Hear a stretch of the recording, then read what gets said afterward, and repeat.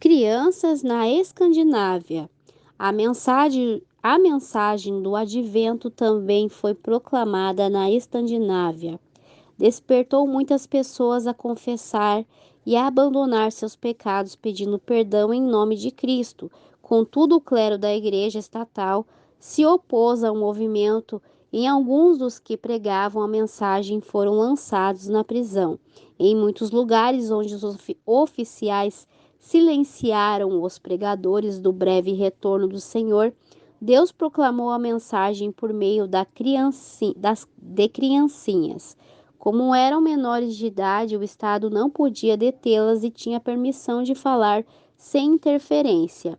Nos lares simples dos trabalhadores, as pessoas se reuniram para ouvir a advertência.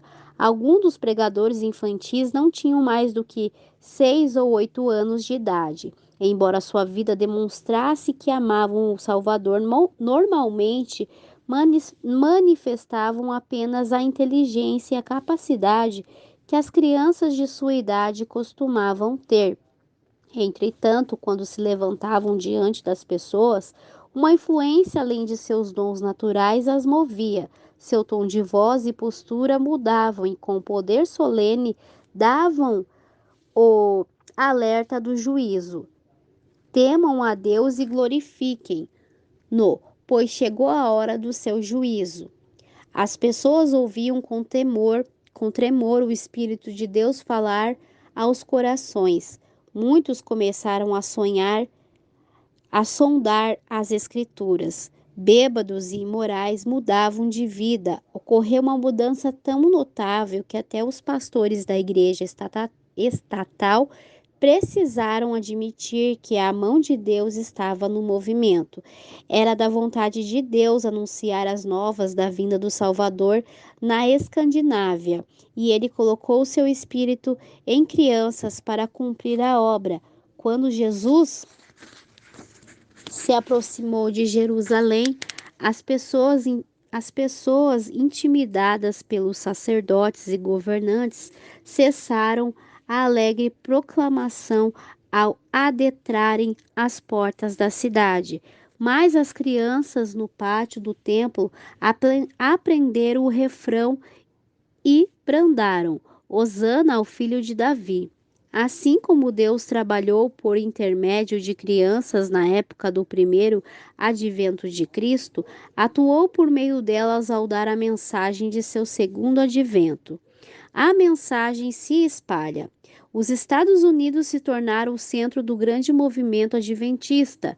Os escritos de Miller e seus companheiros saíram de lá para chegar às terras distantes, onde quer que houvesse missionários pelo mundo.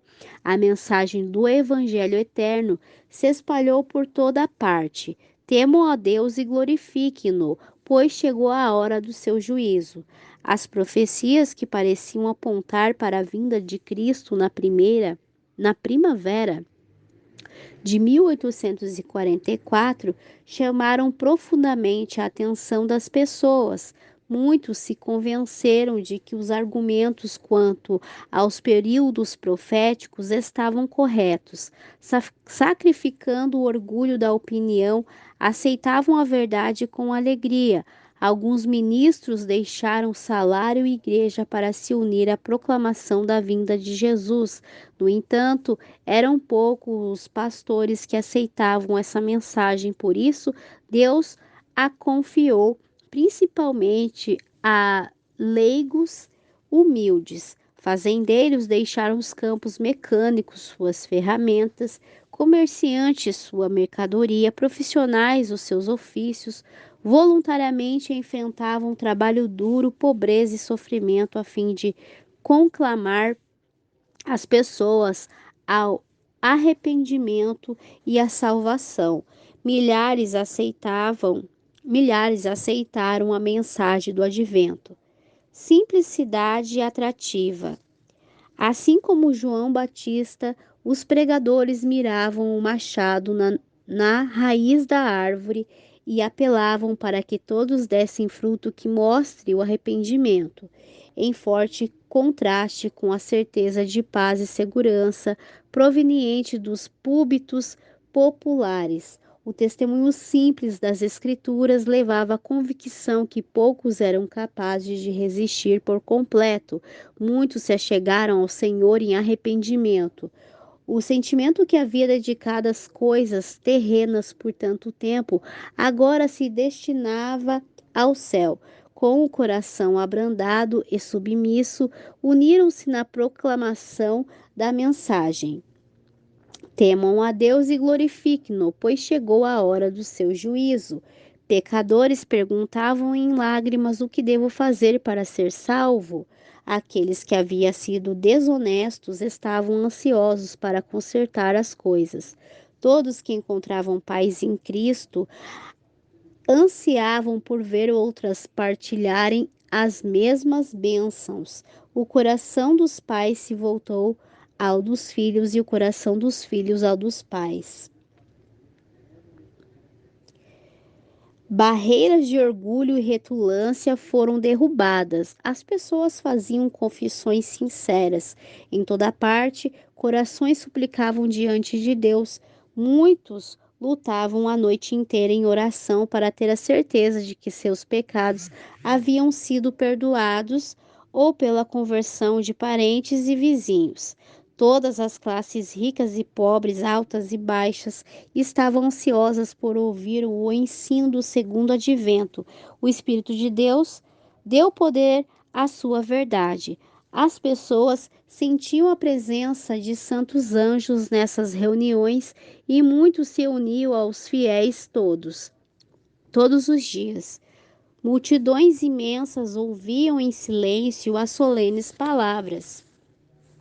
Céu e terra pareciam se aproximar um do outro.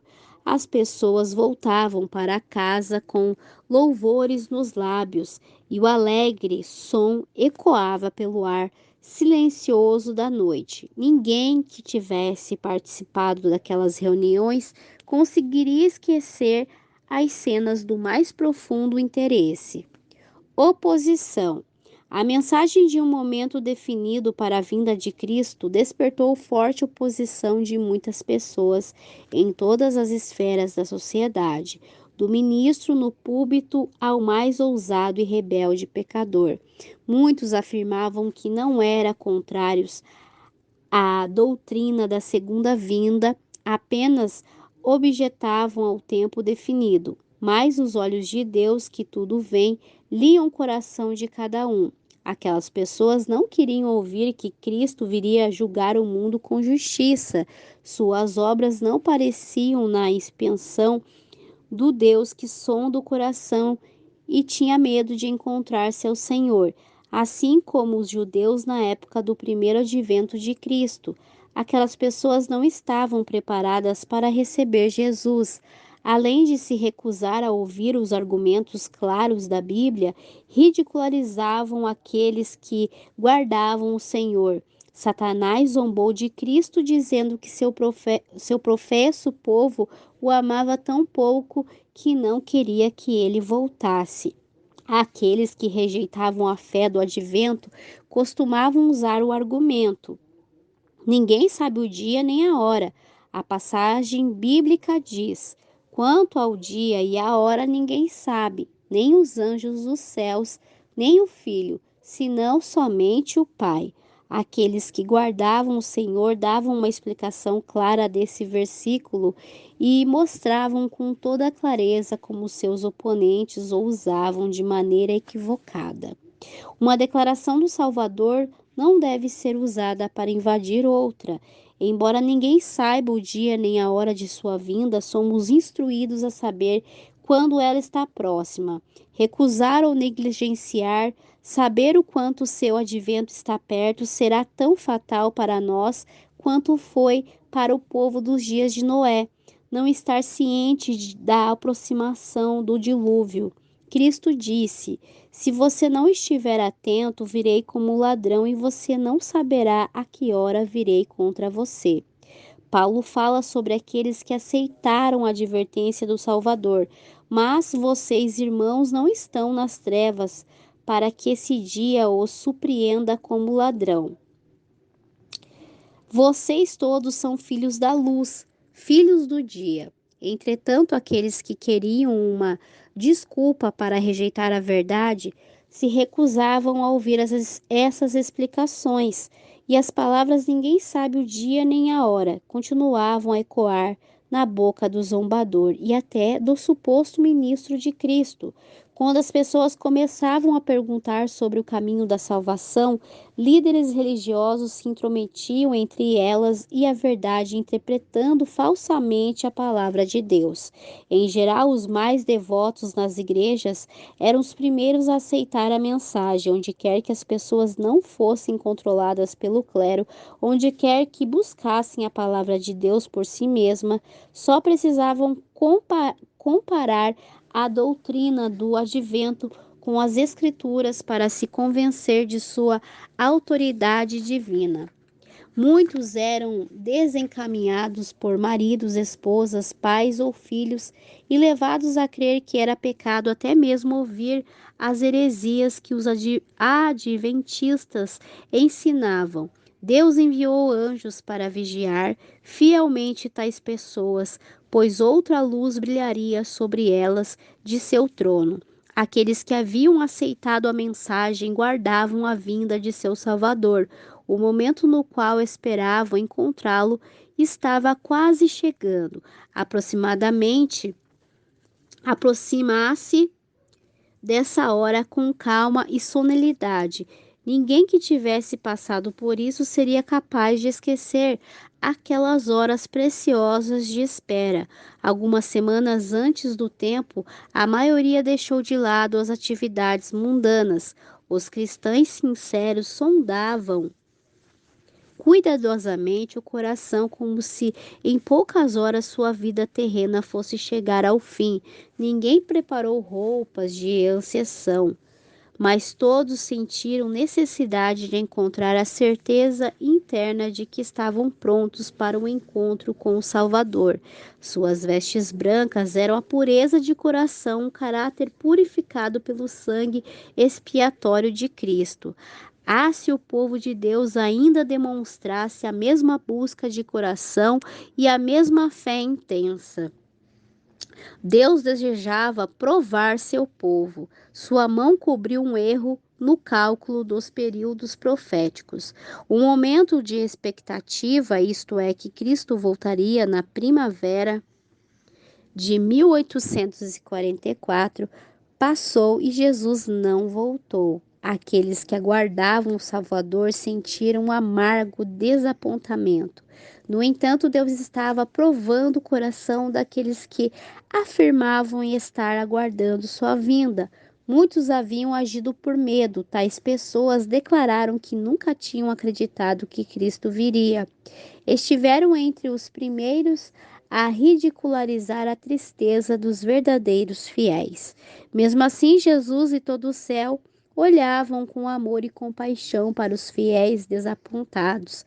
Se o véu que separava o visível do invisível pudesse ter sido aberto um pouco, esses cristãos leais teriam visto anjos se aproximando deles para protegê-los das flechas de Satanás.